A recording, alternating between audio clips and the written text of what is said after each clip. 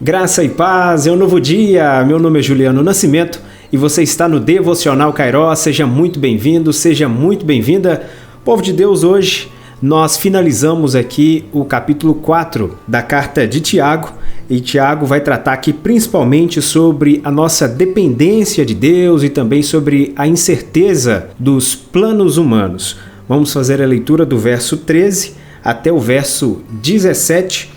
E Tiago começa já aqui a partir do verso 13, dizendo o seguinte: Ouçam agora vocês que dizem, hoje ou amanhã iremos para esta ou aquela cidade, passaremos um ano ali, faremos negócios e ganharemos dinheiro. Olha só, Tiago aqui está falando de comerciantes, né? Comerciantes, e eu quero lembrar a você que Tiago está escrevendo essa carta a judeus dispersos, né? Judeus cristãos dispersos por causa da perseguição, justamente por serem cristãos. E aqui Tiago trata exclusivamente de judeus comerciantes, pessoas que estavam viajando para vender, né, vender as suas mercadorias, fazer ali a sua renda. A crítica de Tiago aqui não está sobre o comércio, o fato de eles venderem ou deixarem de vender ou mudarem de cidade para conseguirem fazer as suas vendas. A crítica de Tiago aqui, ele chama atenção justamente pelo fato de essas pessoas estarem demonstrando através das suas atitudes e palavras, elas não dependerem de Deus. Elas estavam fazendo os seus planos, levando as suas vidas como se Deus não existisse. A verdade aqui é que Tiago ele está condenando um ateísmo na prática. E é uma realidade que acontece também nos dias de hoje. Pessoas que declaram servir a Deus, mas a sua prática de vida, o seu dia a dia não reflete isso. Essas pessoas vivem como se Deus não existisse. Então elas declaram que servem a Deus, mas a prática da sua vida não reflete a mesma coisa. Elas continuam fazendo seus planos, elas continuam seguindo o seu rumo, sem considerar a vontade de Deus, sem orar a Deus, sem buscar um discernimento de Deus, a sabedoria da palavra de Deus para seguir o seu rumo. Elas vivem literalmente como pessoas que não creem em Deus, mas elas dizem que creem em Deus. Esse texto faz lembrar muito de Mateus capítulo 24, versos 38 e 39, quando o Senhor Jesus diz o seguinte: Pois nos dias anteriores ao dilúvio, o povo vivia comendo e bebendo, casando-se e dando-se em casamento, até o dia em que Noé entrou na arca. E eles nada perceberam até que veio o dilúvio e os levou a todos. Assim acontecerá na vinda do Filho do Homem. Olha só que interessante, nos dias de Noé o povo vivia como se Deus não existisse, né? Eles estavam tão ocupados com as suas rotinas, tão ocupados com a sua vida de modo geral, que eles esqueciam da existência de Deus, eles seguiam o seu rumo sem considerar a existência de Deus, sem preocuparem com o estado da sua alma, com o estado da sua vida diante de Deus. Esse é um grande risco que muitos de nós corremos nos dias de hoje. O risco de estarmos assumindo muitas tarefas, estarmos ocupados com muitas coisas, encantados com as coisas dessa vida e muitas vezes esquecendo qual o motivo da nossa criação, que é justamente louvar, engrandecer o nome de Deus. E Tiago aqui então, a partir do verso 14, ele procura trazer os seus leitores para colocarem o pé no chão e refletirem sobre a vida. Vocês nem sabem o que acontecerá amanhã. Que é a sua vida? Vocês são como a neblina que desaparece por um pouco tempo e depois se dissipa. Ou seja, o que Tiago está dizendo aqui? Olha só, vocês estão fazendo os seus planos como pessoas irresponsáveis, vocês nem sabem se vocês estarão vivos amanhã, vocês se gabam dos seus planos, de tudo aquilo que vocês vão fazer, mas se esquecem que quem conhece o seu futuro, quem sabe do seu futuro é o Senhor. Vocês se esquecem que vocês são como pó, vocês são como palha, a vida de vocês é muito breve. Vocês estão se esquecendo que quem está no controle de todas as coisas é Deus. Vocês regem a sua vida de um modo egoísta, se esquecendo de que o Senhor é Criador, de que o Senhor é que sabe de todas as coisas. Vocês deveriam refletir sobre, pelo menos, a duração da vida de vocês. Quem sabe isso traria algum temor ao coração. E não é essa uma grande realidade? Muitas pessoas só param para refletir sobre a importância da sua vida ou como a sua vida é breve, quando param no leito de hospital, quando estão acometidas de uma doença, só aí essas pessoas caem em si e percebem o quanto a sua vida é frágil, o quanto é dependente de Deus, o quanto deveria se preocupar com o estado da sua alma, a salvação da sua alma. Só mesmo nesse estado de doença, nesse estado difícil, nesse estado onde a fragilidade da sua vida ela é exposta. Mas a realidade é que o ser humano não deveria esperar essas situações difíceis para refletir sobre a vida, para refletir sobre a brevidade da vida. E Tiago, aqui no verso 15, ele trata daquilo que deveria ser o nosso proceder correto em relação à vida, como deveria ser o nosso caminhar na vida. Verso 15, em vez disso, deveriam dizer: se o Senhor quiser, viveremos e faremos isto ou aquilo. Tiago ensina aqui que nós devemos reconhecer a soberania de Deus e a nossa dependência dele. Alguém que vive a vida se esquecendo da soberania de Deus, se esquecendo da dependência de Deus, vive como louco. A verdade é que nós devemos nos esforçar para viver uma vida que louva a Deus em todos os sentidos. Se você tem vivido a sua caminhada, a sua vida com um ateísmo na prática, fuja disso, conserte a sua vida. Nós não podemos dizer que servimos a Deus, mas na prática isso não é visto na nossa vida. Participamos de atos pecaminosos, participamos de atos corruptos, ou seja, Deus não é visto na nossa vida prática. Não pode ser assim. O Senhor deve ser soberano sobre toda a nossa vida, sobre as nossas atitudes, sobre os nossos sonhos, sobre aquilo que nós planejamos para o amanhã, ou seja, em todas as áreas da nossa vida, o Senhor deve ser soberano. Portanto, devemos considerar a vontade de Deus, a soberania de Deus sobre tudo que nós vamos fazer, inclusive dentro dos nossos relacionamentos, como nós tratamos as pessoas, como nós consideramos aqueles que estão próximos de nós. Olha só o que Tiago diz no verso 16. Agora, porém, vocês se vangloriam das suas pretensões.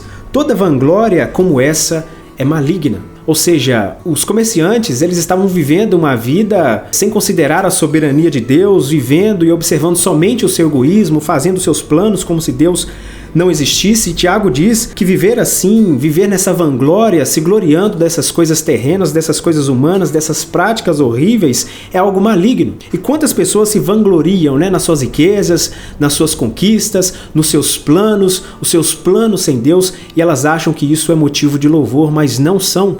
Isso, na verdade, vem de um sentimento maligno, Isso procede de uma raiz maligna. Isso não tem valor diante de Deus. Não deveria ser assim.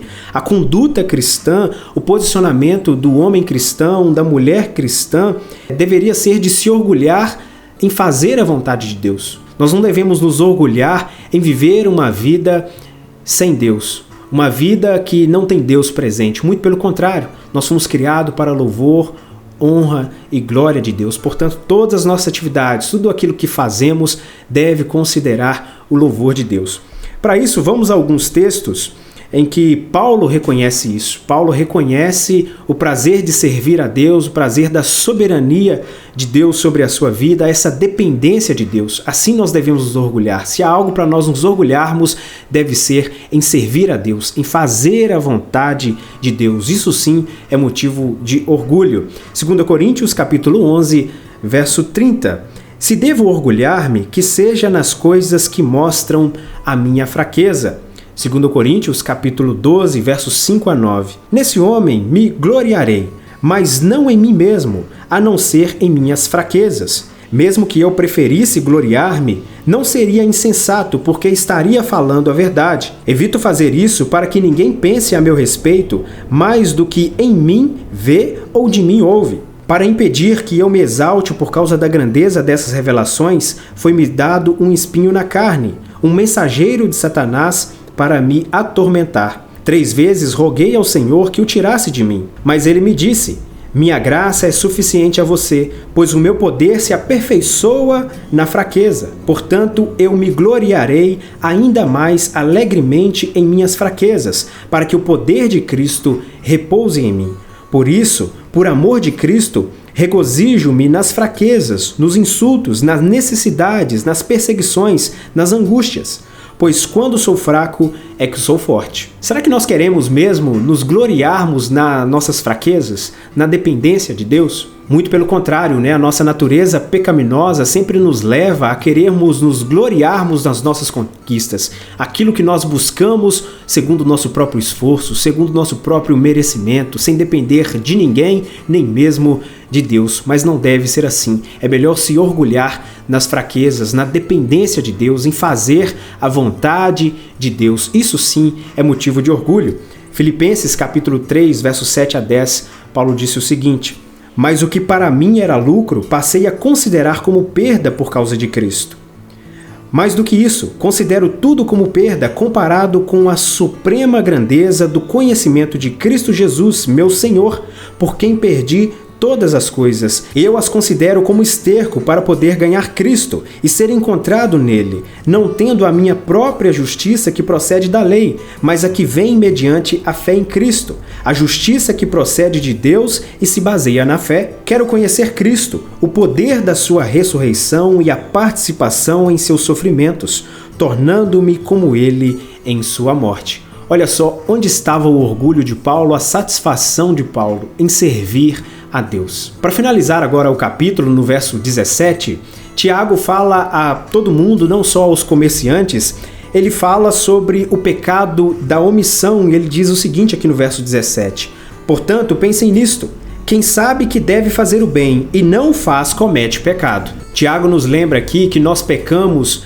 não só por aquilo que nós fazemos, mas por aquilo que nós deveríamos fazer, mas não fazemos. Ou seja, nós sabemos que devemos fazer algo, nós sabemos o que é certo a se fazer, mas nós nos omitimos, nós nos acovardamos, nós não fazemos o que é certo. Omissão também é pecado. Para esclarecer mais esse assunto, vamos nos lembrar da parábola que o Senhor Jesus conta em Lucas capítulo 10, versos 29 a 37. Mas ele, querendo justificar-se, perguntou a Jesus: e quem é o meu próximo? Em resposta, disse Jesus: um homem descia de Jerusalém para Jericó, quando caiu nas mãos de assaltantes. Estes lhe tiraram as roupas, espancaram-no e se foram, deixando-no quase morto. Aconteceu estar descendo pela mesma estrada um sacerdote. Quando viu o homem, passou pelo outro lado, e assim também um levita. Quando chegou ao lugar e o viu, passou pelo outro lado. Mas um samaritano, estando de viagem, chegou onde se encontrava o homem e, quando o viu, teve piedade dele. Aproximou-se, enfaixou-lhe as feridas, derramando nelas vinho e óleo. Depois colocou-o sobre o seu próprio animal, levou-o para uma hospedaria e cuidou dele. No dia seguinte, deu 2 denários ao hospedeiro e lhe disse: cuide dele. Quando eu voltar, pagarei todas as despesas que você tiver. Qual destes 3 você acha que foi o próximo do homem que caiu nas mãos dos assaltantes? Aquele que teve misericórdia dele, respondeu o perito na lei. Jesus lhe disse: vá e faça o mesmo. Ou seja, Jesus aqui está incentivando as boas ações, incentivando as atitudes. Mas lembremos que dentro desse texto, dentro da citação de Jesus, 2 pessoas cometeram o pecado da omissão, e pessoas que conheciam a palavra de Deus, pessoas que serviam a Deus no templo. Primeiro o sacerdote e depois o levita. Passaram por aquele homem e não fizeram nada. Justamente passaram para o outro lado da estrada e deixaram de fazer aquilo que deveriam fazer, que é justamente prestar uma ajuda àquele homem que estava em apuros. Por isso, a omissão é também um pecado. A omissão não deve fazer parte das nossas vidas. Nós devemos refletir sobre aquilo que nós fazemos, sobre aquilo que está ao nosso alcance. Nós devemos refletir sobre aquilo que nós aprendemos da palavra de Deus, sobre aquilo que está ao nosso alcance, e nós podemos fazer algo positivo. Nós podemos estender a mão a alguém, nós podemos ajudar alguém, nós podemos ensinar alguém que está sob engano. Muitas são as ações que nós podemos fazer, mas isso exige comprometimento. E a verdade é que muitas vezes nós não queremos nos comprometer, nós não queremos nos envolver. Mas não deve ser assim, porque a omissão é um pecado. Portanto, evite o pecado da omissão. Se algo está ao seu alcance, ore a Deus, peça sabedoria a Deus e faça. Seja bênção na vida de alguém, seja um canal de bênção na vida de alguém. Muito bem, esse é o nosso Devocional Kairos de hoje e assim nós finalizamos já o capítulo 4 da Carta de Tiago. Eu espero encontrar você mais uma vez amanhã, permitindo o Senhor, para nós estudarmos também a partir do capítulo 5 da Carta de Tiago. Lembre-se de conferir se você já está inscrito no canal, deixe o seu comentário, compartilhe na sua lista de contatos, porque fazendo isso você abençoa e muito aqui o desenvolvimento do canal Devocional Kairos. Que Deus abençoe a sua vida e até amanhã.